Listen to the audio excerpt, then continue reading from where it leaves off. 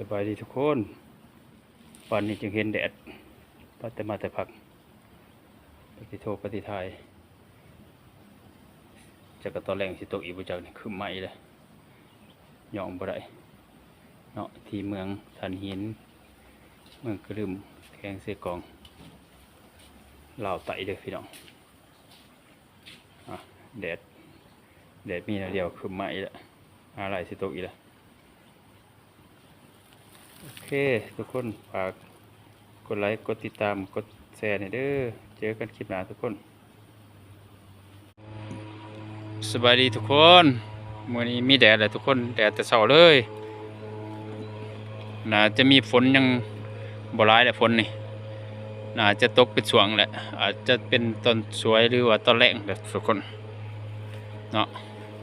ภายในละแดดแหละพอทางบ่เปื้อนหลายก็จะเป็นถนนหนทางไปกินข้าวกินน้ำกับเปื้อนเนาะโอ้คักหลายเลยทุกคนบ่ฮู้ว่าทางบ้านพวกเจ้าเป็นจังได๋แดดละบ่ทางเมืองฐานหินกระลึมลาวไต่ของพวกเฮาเริ่มมีแดดแล้วเด้อ